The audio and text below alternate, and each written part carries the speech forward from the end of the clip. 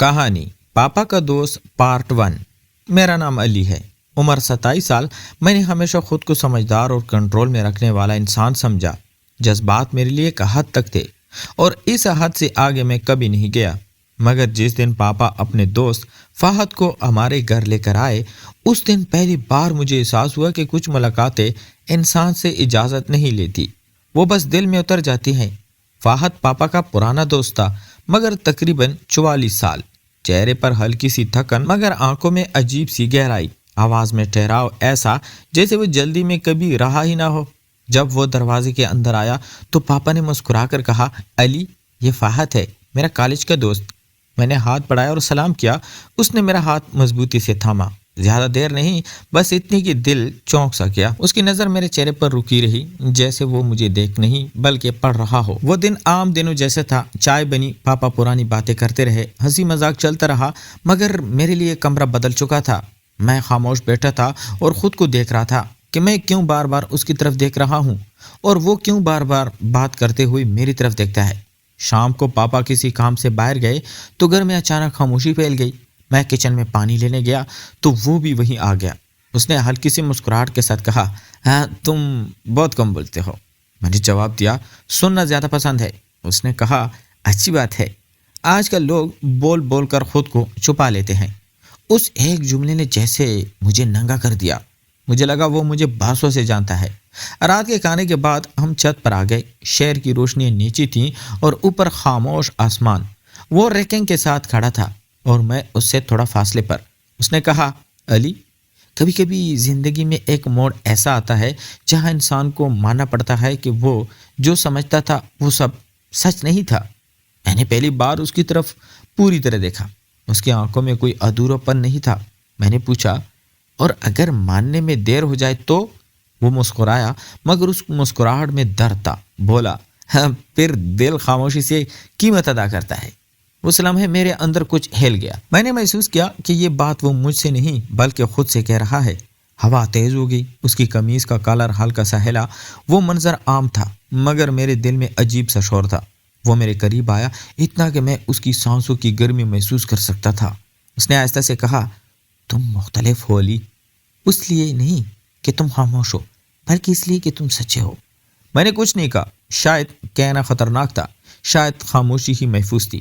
اسی خاموشی میں ایک ایسا وعدہ چھپا تھا جو ابھی لفظوں میں نہیں ڈلا تھا۔ پاپا کی آواز نیچے سے آئی تو ہم دونوں چونک گئے، جیسے کسی نے خواب سے جگا دیا ہو۔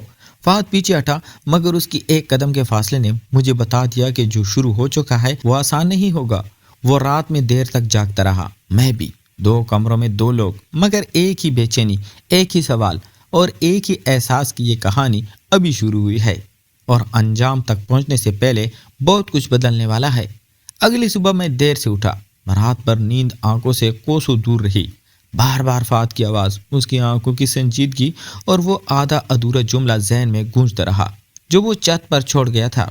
ناشتے کی میز پر پاپا اخبار میں گم تھے اور فہد موبائل پر کسی میسج کا جواب دے رہا تھا۔ میں نے خود کو نارمل دکھانے کی کوشش کی مگر دل عجیب سی رفتار سے چل رہا تھا۔ فہد نے نظر اٹھا کر مجھے دیکھا تو ہلکی سی مسکراہٹ آئی، ایسی مسکراہٹ جو سب کے لیے نہیں ہوتی، بس ایک خاص شخص کے لیے ہوتی ہے۔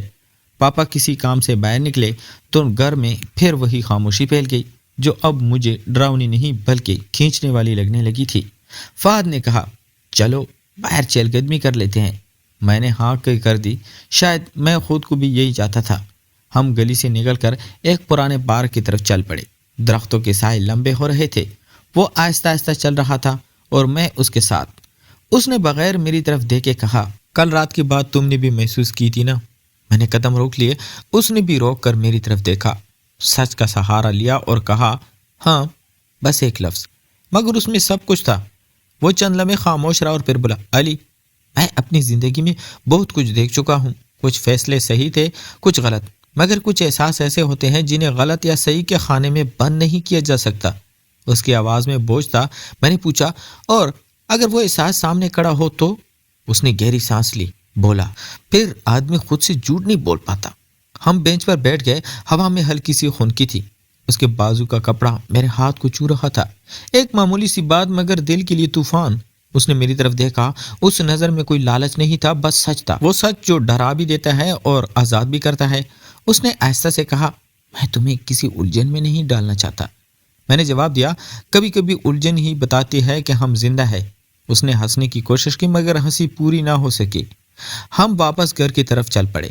راستے میں وہ اپنے ماضی کے ٹھوکرے بتاتا رہا، ایک ایسی شادی جو کاغذ پر تو چلتی رہی مگر دل تک کبھی نہ پہنچی، ایک ایسی زندگی جو باہر سے مکمل لگتی تھی مگر اندر سے خالی تھی۔ میں سنتا رہا، شاید اس لیے کہ میں پہلی بار کسی کو سچ بولتے سن رہا تھا۔ گھر پہنچ کر پاپا آ چکے تھے، ماحول پھر نارمل ہو گیا مگر میرے اور فہد کے درمیان ایک انکہی ڈور بن چکی تھی۔ رات کو میں اپنے کمرے میں تھا کہ دروازے پر ہلکی سی دستک ہوئی۔ فہد کھڑا تھا، اس نے کہا سو نہیں پا رہا تھا۔ میں نے دروازہ کھول دیا، ہم بستر کے کنارے بیٹھ گئے۔ کمرے میں بس ایک مدھم سی لائٹ تھی۔ اس نے کہا، اگر میں کہوں کہ تم میرے لیے اہم ہوتے جا رہے ہو تو کیا یہ غلط ہوگا؟ میں نے اس کی طرف دیکھا، دل چاہا سب کچھ کہہ دوں مگر میں نے بس اتنا کہا، یہ احساس اکیلا نہیں ہے۔ اس نے آنکھیں بند کر لی جیسے کسی بوجھ سے آزاد ہو رہا ہو۔ اس نے میرا ہاتھ تھاما، مضبوطی سے نہیں بس اعتماد کے ساتھ۔ اس لمس میں کوئی جلدی نہیں تھی، کوئی حد پار کرنے کی کوشش نہیں تھی، بس ایک مان لینا تھا کہ کچھ ہے جو دونوں محسوس کر رہے ہیں۔ چند لمحوں بعد اس نے ہاتھ چھوڑ دیا اور کھڑا ہو گیا، بولا، ہمیں ہوش کے ساتھ آگے بڑھنا ہوگا۔ میں نے سر ہلایا، وہ کمرے سے نکل گیا مگر اس کی موجودگی میرے کمرے میں رہ گئی۔ میں جانتا تھا یہ راستہ آسان نہیں، سماج، رشتے، سوال سب سامنے آئیں گے، مگر میں یہ بھی جانتا تھا کہ جو دل نے ایک بار پہچان لیا ہو اسے نظر انداز کرنا سب سے مشکل ہوتا ہے۔ اس رات میں نے پہلی بار ڈر کے ساتھ ساتھ ایک عجیب سی خوشی بھی محسوس کی، کیونکہ کہانی اب صرف کشش کی نہیں رہی تھی، یہ اب انتخاب کی کہانی بن چکی تھی، اور انتخاب ہمیشہ قیمت مانگتا ہے۔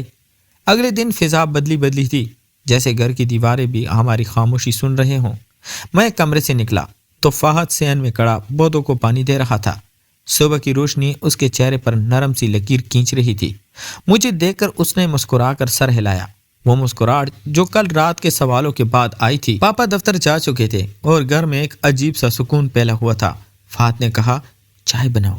میں نے ہاں کی۔ ہم کچن میں ساتھ کھڑے تھے، چائے کی بھاپ پر برتنوں کی ہلکی آواز اور ہمارے درمیان وہ خاموشی جو اب بوجھ نہیں لگ رہی تھی۔ اس نے اچانک کہا، علی، کبھی کبھی میں ڈر جاتا ہوں۔ میں نے چونک کر اسے دیکھا۔ اس نے کپ میں چائے ڈالتے ہوئے کہا، اس بات سے نہیں کہ لوگ کیا کہیں گے، بلکہ اس بات سے کہ کہیں میں دیر سے پہنچا ہوں۔ میں نے آہستہ سے کہا، کچھ اس ساتھ وقت نہیں دیکھتے؟ وہ روکا، میری طرف مڑا، اس کی آنکھوں میں پہلی بار ہلکی سی نمی تھی۔ اس نے کہا، تم باتیں بہت سادہ کرتے ہو مگر اثر گہرا چھوڑ دیتے ہو۔ ہم چائے لے کر لان میں بیٹھے، دھوپ نرم تھی، وہ بیچ پر میرے ساتھ بیٹھا، اتنا قریب کہ کندھے ہلکے سے چھو رہے تھے۔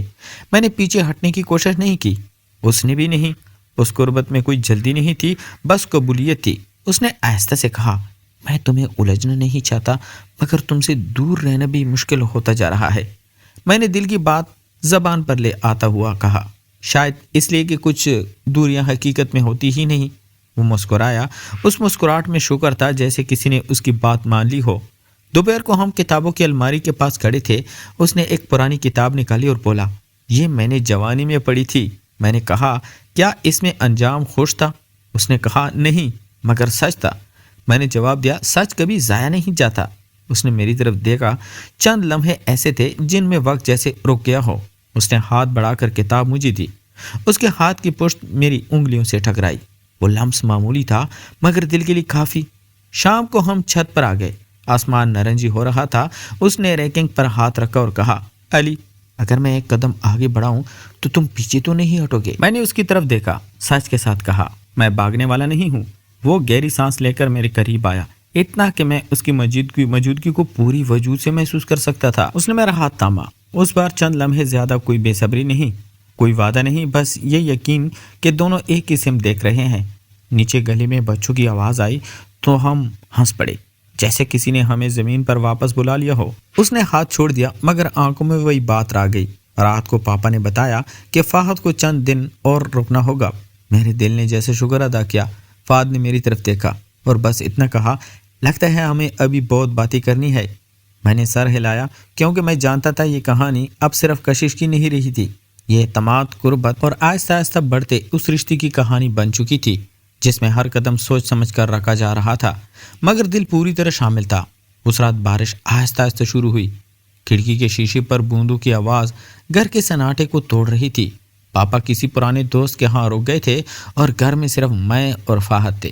میں لاؤنج میں بیٹھا تھا کہ فہد کمبل لیے آ گیا اور بولا، بارش میں ٹھنڈ بڑھ جاتی ہے۔ اس کی آواز میں وہی نرمی تھی جو اب میرے لیے مانوس ہو چکی تھی۔ وہ میرے برابر بیٹھ گیا، اتنا قریب کہ ہمارے بازو آپس میں لگ گئے۔ میں نے پیچھے ہٹنے کی کوشش نہیں کی، اس نے بھی نہیں۔ ہم دونوں خاموش تھے، مگر یہ خاموشی اب سوال نہیں تھی بلکہ جواب بن چکی تھی۔ اس نے آہستہ سے کہا، علی، میں نے اپنی زندگی میں بہت کم لوگوں کو خود کے اتنا قریب آنے دیا ہے۔ میں نے دل کی بات سادہ لفظوں میں کہی۔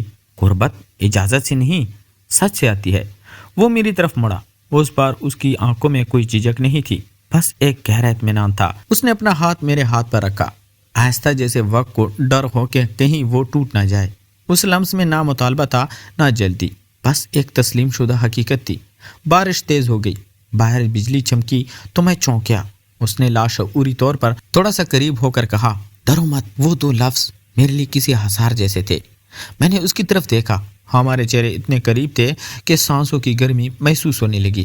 اس نے ہاتھ ہٹانے کی کوشش کی، مگر میں نے آہستہ سے اس کی انگلیاں تھام لی۔ وہ رک گیا، جیسے اسی لمحے کا انتظار تھا۔ اس نے دھیمی آواز میں کہا، ہم حد پر ہیں علی۔ میں نے جواب دیا، اور ہم ہوش میں ہیں۔ وہ مسکرایا، ایک ایسی مسکراہٹ جس میں سکون بھی تھا اور چاہت بھی۔ اس نے پیشانی ہلکے سے میری پیشانی سے لگا دی۔ کوئی بوسہ نہیں، کوئی عجلت نہیں، بس ایک لمحہ جو خود میں مکمل تھا۔ میں نے آنکھیں بند کر لی۔ اس قربت میں دل کی دھڑکن تیز تھی، مگر بے قابو نہیں۔ کچھ دیر بعد اس نے خود کو پیچھے کیا، جیسے اس نے خود کو یاد دلایا ہو کہ یہ آہستہ چلنے کا راستہ ہے۔ اس نے کہا، میں تمہیں کھونا نہیں چاہتا۔ میں نے بھی سچ کہا، اور میں خود کو۔ ہم دونوں ہنس دیے، اور ہنسی جس میں ڈر بھی تھا اور یقین بھی۔ بارش تھم گئی، مگر ہمارے درمیان جو فاصلہ کم ہوا تھا وہ واپس نہ آیا۔ اس رات جب وہ اپنے کمرے کی طرف گیا تو مڑ کر بس اتنا کہا، کل بھی بارش ہو یا نہ ہو، یہ بات رہے گی۔ میں نے سر ہلایا، کیونکہ اب مجھے معلوم تھا کہ یہ قربت محض لمحوں کی نہیں، یہ ایک آہستہ مگر گہری کہانی بن چکی تھی۔ چند لمحوں بعد اس نے خود کو پیچھے کیا، جیسے ذمہ داری نے اسے واپس کھینچ لیا ہو۔ اس نے کہا، میں تمہیں کھونا نہیں چاہتا۔ میں نے کہا، تو پھر سچ سے پیچھے نہ ہٹے۔ وہ مسکرایا، مگر اس لمحے اس کا موبائل بج اٹھا۔ اس نے اسکرین دیکھی تو چہرے کی رنگت بدل گئی۔ اس نے پوچھا، کچھ نہیں، مگر خاموشی میں سوال کھڑا ہو گیا۔ اس نے فون بند کر بس اتنا کہا، کل ہمیں ایک بات کرنی ہوگی۔ میں نے اس کی آنکھوں میں پہلی بار پریشانی دیکھی۔ وہ کمرے کی طرف گیا اور میں وہیں بیٹھا رہ گیا۔ بارش تھم چکی تھی، مگر میرے اندر ایک نیا شور اٹھ چکا تھا، کیونکہ مجھے محسوس ہو گیا تھا کہ ہماری کہانی اب صرف ہمارے درمیان نہیں رہی، اور اگلی صبح کوئی ایسا راز سامنے آنے والا ہے جو یا تو ہمیں اور قریب لے آئے گا یا سب کچھ بدل دے گا۔ تو پیارے دوستو، کہانی جاری ہے۔ تو ملتے ہیں ایک اور انٹرسٹنگ سٹوری کے ساتھ، تب تک اپنا ڈھیر سارا خیال رکھیے گا۔ خدا حافظ۔